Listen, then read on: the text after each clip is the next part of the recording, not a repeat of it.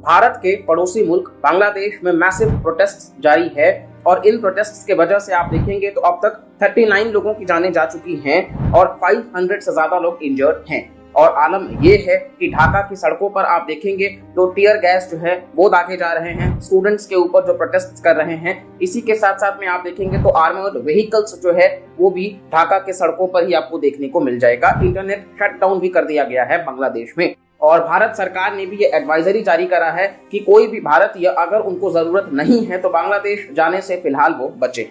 आइए इसकी वजह जानते हैं कि आखिरकार भारत का पड़ोसी मुल्क जो है वो जल क्यों रहा है और इसी के साथ साथ में भारत के लिए भी क्या लेसन होंगे।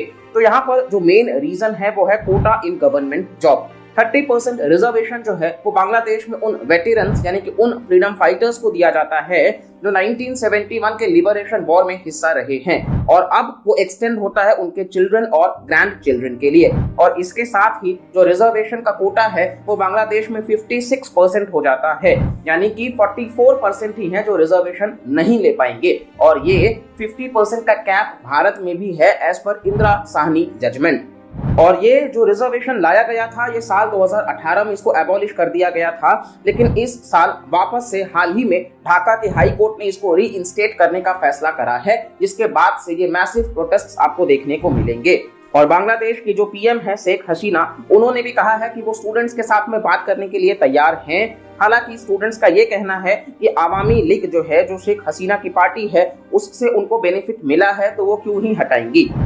और इसी बीच आप देखेंगे तो यूएसए और यूके भी इंटरवीन कर चुका है और उन्होंने भी क्रिटिसिज्म जो है वो चालू रखा है और इससे बांग्लादेश को इम्पैक्ट पड़ेगा, क्योंकि आप देखेंगे तो बहुत बड़ा डर ये है कि शायद ट्रेड सैंक्शंस ना लग जाएं, क्योंकि अगर ट्रेड सैंक्शंस लग जाएंगे तो बहुत बड़ा जो चंक आता है पैसों का वो वहां पर रुक जाएगा। व्यापार जो है, क्योंकि बांग्लादेश जो है वो टेक्सटाइल्स मार्केट के लिए जाना चाहता है, तो वो उनका गिर सकता है मार्केट।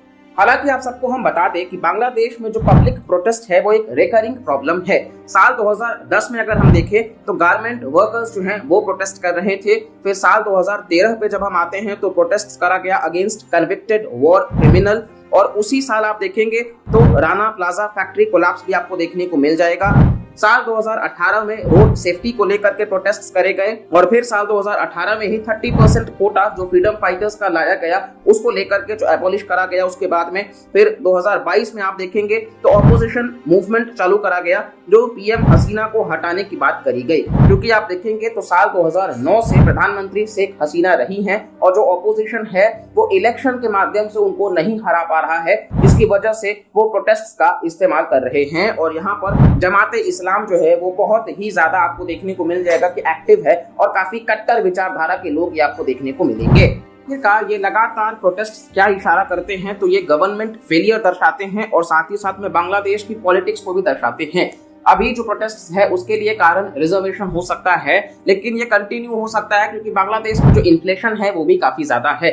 और यहाँ पर जो लेसन्स हम बात कर रहे हैं भारत के लिए, तो इन्फ्लेशन जो है वो तो एक टॉपिक है ही, इसी के साथ साथ में रिजर्वेशन जो है जो वापस से काफी चर्चा में रहा है भारत में, तो ये दर्शाता है कि जब भी कोई चेंजेस लाने की जरूरत है, क्योंकि ये जनता के लिए है, तो जनता की मत इसमें बहुत ही ज्यादा मैटर करती है।